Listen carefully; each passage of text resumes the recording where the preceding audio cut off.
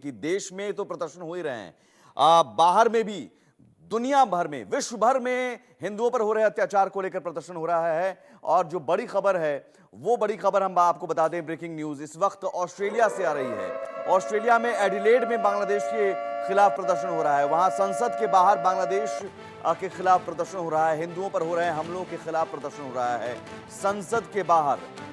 तो इससे पहले आपने देखा अमेरिका में, ब्रिटेन में आवाज पूरी दुनिया से उठ रही है कि बांग्लादेश की जो यूनुस सरकार है वो हिंदुओं पर हो रहे हमले को रोके। तो ये बड़ी खबर, हिंदुओं पर हो रहे हमलों के खिलाफ प्रदर्शन। और ये तस्वीर देखिए, ये तस्वीर संसद के बाहर, ऑस्ट्रेलियाई संसद के बाहर की तस्वीर है, जो प्रदर्शन कर रहे हैं और जो बैनर पोस्टर लिए हुए हैं कि आप हिंदुओं पर हो रहे अत्याचार को रोकें। ऑस्ट्रेलिया में एडिलेड में संसद के बाहर बांग्लादेश के खिलाफ प्रदर्शन। और सबसे बड़ी बात है कि ये विश्व स्तर पर इस तरह की आवाज उठ रही है, देश से भी आवाज उठ रही है। सवाल है कि मोहम्मद यूनुस की सरकार और कट्टरपंथी क्या बहरे हो चुके हैं?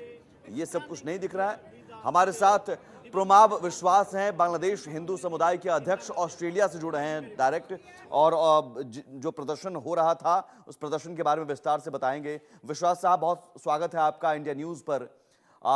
सबसे पहला सवाल, बिल्कुल आप वहां मौजूद हैं, वहां से भी देखकर आपको भी दर्द होता होगा।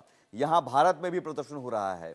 इन तमाम प्रदर्शनों की आवाज जो है बांग्लादेश में रह रहे हिंदुओं को तो संबल बना रहा है, लेकिन यूनुस सरकार पर असर कैसे होगा? I think this is a difficult situation for the present government, I believe, because they are not from any political parties.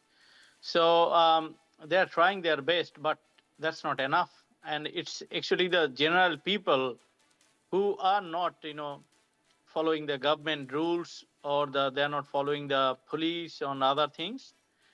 They're just looking for their facilities, attacking on Hindus' business, temples, their properties, lands, and something like that. आप ही कह रहे हैं कि वहां एक political party है, लेकिन ये जो कट्टरपंथी है, जमाते इस्लामी है, आपको लगता है कि इस्लामिक जिहाद वाली सोच है जो हिंदुओं को टारगेट इसलिए कर रही है क्योंकि वो इस्लामिक राष्ट्र बनाना चाह रहे हैं?